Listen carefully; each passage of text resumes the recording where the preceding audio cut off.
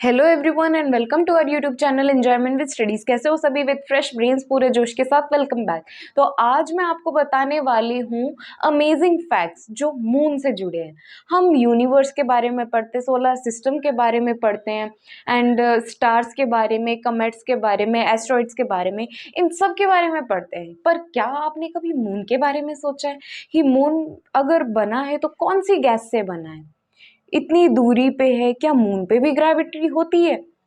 क्या मून जो है उसका कलर कहाँ से, वाइट कलर क्या वो अंदर से आता है या फिर क्या है?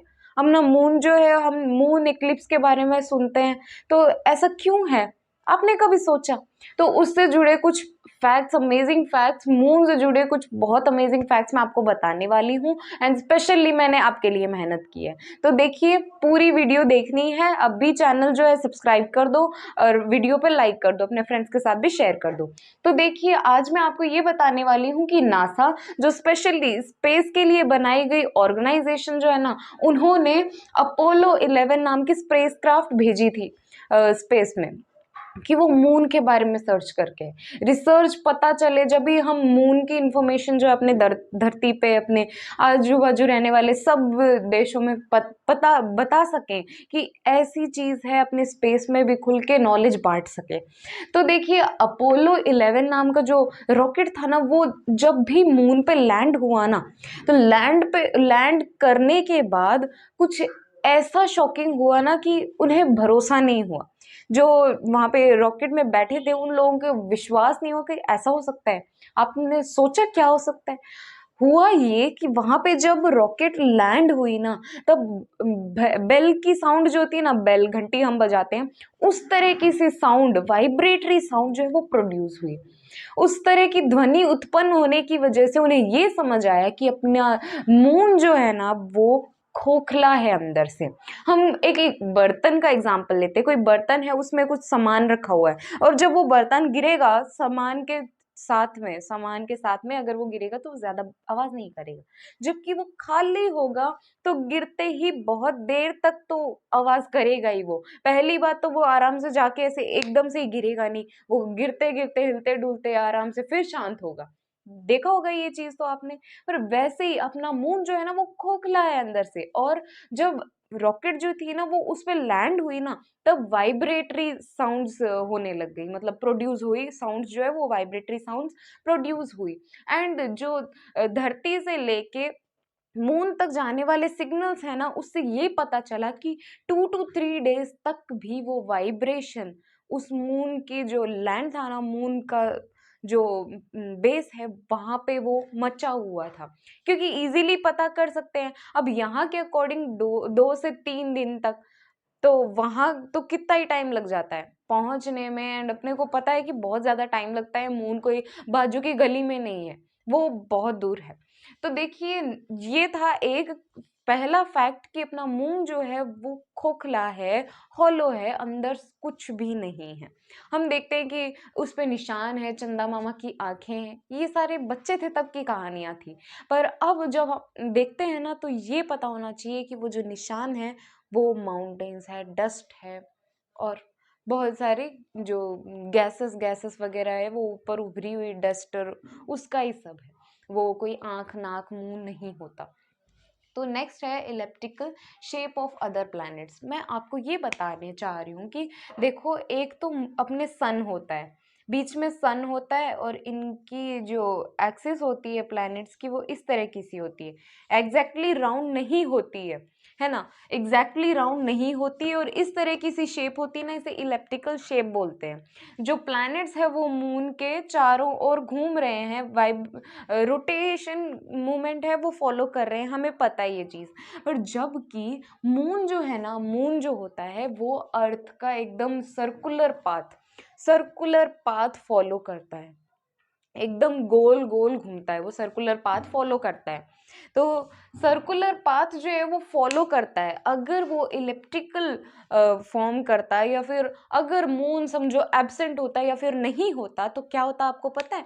अब यहाँ पे ये सूरज है, अपने सूरज है, और हमें पता है कि अपनी जो अर्थ की एक्सिस है ये नॉर्थ पोल है और ये साउथ पोल है। अपनी एक्सिस पे ऐसे ही घूमता रहता है ना ये। ऊपर नॉर्थ पोल ऐसे, साउथ पोल नीचे। और हमें ये मालूम है कि अर्थ सनलाइट जो है ना वो डायरेक्टली आके यहाँ इक्वेटर पे गिरती है। इक्वेटर जो है वो सबसे बीच की लाइन है, सबसे बीच में मध्य में जो होती है वो इक्वेटर होती है।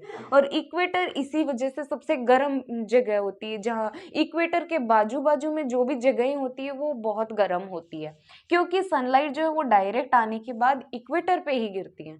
एंड अगर यहाँ पे मून है ना वो बैलेंस कर रहा है इस चीज को, अपनी अर्थ को नॉर्थ पोल और साउथ पोल में ऐसे ही रोटेट करने के लिए बैलेंस कर रहा है मून। अगर ये मून नहीं होता तो क्या होता, नॉर्थ और साउथ पोल के जगह बदल जाती। नॉर्थ पोल या तो इस तरफ आ जाता या इस तरफ आ जाता, और जो इस तरह की सी थी वो इस तरह की हो जाएगी। और इस तरह की हो जाने की वजह से नॉर्थ और साउथ पोल के इस पोल के ऊपर सनलाइट गिरने लग जाएगी, और हमें जो अब मौसम मिलता है ना वो नहीं मिलता। इसका ये मतलब है कि जहाँ ठंड होनी चाहिए वहाँ खूब गर्मी बरसती, और जहाँ पे गर्मी बरसती वहाँ ठंड हो जाएगी, क्योंकि पोल्स तो बदल गए। तो ये चीज़ थी नेक्स्ट अमेजिंग पार्ट ही था, ये अमेजिंग ही थी बात। तो अगर मून जो नहीं होता तो अपने मौसम जो है वो पता ही नहीं कहाँ कौन सा क्या मौसम होता। अब जो है अपनी धरती बैलेंस्ड है, अपनी धरती को बैलेंस में बनाए रखने के लिए, एक्सिस पे घुमाने के लिए मून ही रिस्पॉन्सिबल है। तो मून जो है ना वो कैसी क्या गैसेस से बना है, क्यों इतनी ही दूरी पे प्रेजेंट है, और ऐसा क्या राज है, कहाँ से आया था, या फिर कोई बॉडी से बना है, पत्थरों से मिलकर बना है, इस चीज़ की कोई रिसर्च नहीं की गई, क्योंकि कितना भी कोशिश करो इस चीज़ का पता चल ही नहीं रहा। देखिए हम कह देते हैं कि भाई कोई दूसरी तरफ से आने वाली कोई उल्का पिंड या कोई ऑब्जेक्ट्स होते हैं वो टकरा के ऐसे ही बन जाते हैं और अपना मून बन गया ऐसे। ऐसा कुछ भी नहीं होता, क्योंकि ग्रेविटी जो है वो इतना बड़ा। मैं आपको एक और चीज ये बताना चाह रही थी कि जो मून है ना, अपनी अर्थ का मून, वो अपनी अर्थ के कंपेयर में थोड़ा ही छोटा है, जबकि जब दूसरे प्लैनेट्स का देखें तो वो बहुत छोटे छोटे होते हैं। एग्जाम्पल, अब जुपिटर का जो मून होता है ना, मून इतना छोटा होता है, 88 मतलब 88% छोटा मून होता है वहाँ पे।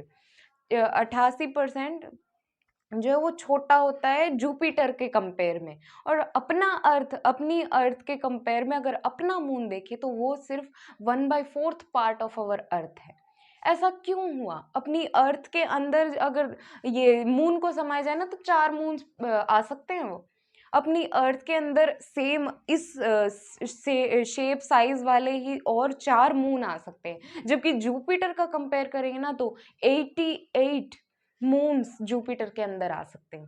सारे ही प्लैनेट्स के मून छोटे होते हैं साइज में, और इस चीज का ये अभी तक नहीं पता चला कि अर्थ जो है, अर्थ का मून कंपेयर टू दूसरे मून्स के लेवल में बहुत ज्यादा बड़ा है। ऐसा क्यों हुआ अभी तक नहीं पता चला।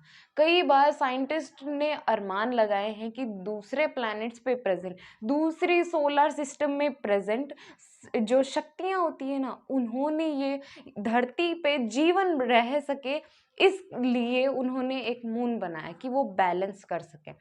मून जो है वो बैलेंसिंग का काम करता है, बहुत बड़ा रोल है मून का भी, हमें पता चला नहीं ये चीज। और कई साइंटिस्टों का ये अंदाजा लगाना है कि दूसरे सोलर सिस्टम से आके वो जो शक्तियां हैं वो यहाँ पे आके उन्होंने ऐसा सेट किया, ऐसा ऑब्जेक्ट कि इस धरती पे, यहाँ पे इस लेवल पे, थर्ड प्लैनेट पे यहाँ पे जीवन हो सके, जो लोग हैं वो जी सके, यहाँ पे रह सके।